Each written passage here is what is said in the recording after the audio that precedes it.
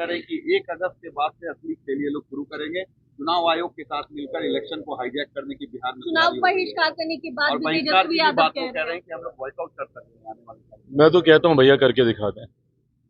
एक बार चुनाव का बहिष्कार ये लोग करके दिखा दें, अगर हिम्मत है। भाई ये तो वो राजनीतिक दल हैं जिनमें अकेले चुनाव लड़ने तक की हिम्मत नहीं है, बहिष्कार तो क्या करेंगे। राष्ट्रीय जनता दल, बिहार की पुरानी पार्टी जो 15 साल तक सत्ता में रही, आज हिम्मत नहीं है इन लोगों की अकेले चुनाव लड़ने की। गठबंधन किससे? कांग्रेस जैसी पार्टी जो देश की सबसे पुरानी पार्टी है, कांग्रेस में हिम्मत नहीं है बिहार में अकेले चुनाव लड़ने की। भैया चिराग पासवान में इतनी हिम्मत तो थी ना कि 2020 में मैंने अकेले चुनाव लड़ने का दम दिखाया, वो भी तब जब मेरे नेता का निधन उस वक्त हुआ था, जब पहले चरण का नामांकन चल रहा था। है हिम्मत तो लड़के दिखाएं अकेले। तो जो अकेले चुनाव नहीं लड़ सकता वो चुनाव का बहिष्कार क्या करेगा। ये सिर्फ धमकी देने का ये लोग कार्य कर रहे हैं। और किस बात को लेकर? आदत हो गई है विपक्ष की डराने की, लोगों को डरा कर वोट हासिल करने की। लोकसभा के वक्त भी ऐसे ही डराने का काम किया था। क्या कहा था बार बार लोकसभा में कि भैया मोदी की सरकार फिर से आ गई तो आरक्षण समाप्त हो जाएगा, लोकतंत्र की हत्या हो जाएगी, संविधान समाप्त कर दिया जाएगा। आज बताइए 1 साल से ऊपर हो गया हम लोग की सरकार आए हुए, कहाँ का संविधान खत्म हुआ, किसका आरक्षण छीन लिया गया, या कौन से लोकतंत्र की हत्या हो गई। एसआईआर को लेके जो भ्रम फैलाया जा रहा है, यही भ्रम सीए को लेके भी फैलाया गया था।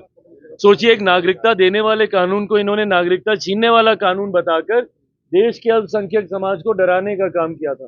आज मुझे बता दीजिए कौन से अल्पसंख्यक समाज की, कितने मुसलमानों की नागरिकता छीन ली गई जिस तरीके से डराया गया था सीए को लेकर। वैसे ही एसआईआर को लेकर पहले तो इन एंटीसिपेशन, अरे भैया इतनी जानकारी है आपके पास इतनी जानकारी है तो दे दीजिए ना सबूत। एक सबूत इन लोगों ने नहीं दिया। अगर इतनी जानकारी है कांग्रेस के पास, राहुल जी के पास, राजद के पास, तो दिखाए ना कि भैया कौन सा सही आदमी था जिसका इन लोगों ने कैंसिल कर दिया हो या जिसका नाम वोटर लिस्ट से हटा दिया हो।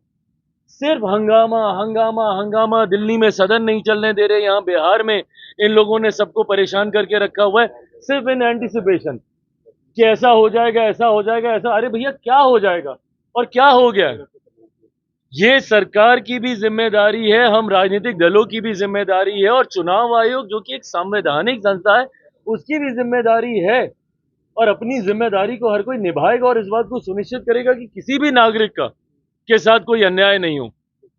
But at the same time कोई भी घुसपैठिया हमारे देश के सबसे बड़े अधिकारों में से एक मताधिकार का दुरुपयोग कर ले, ये भी हम लोग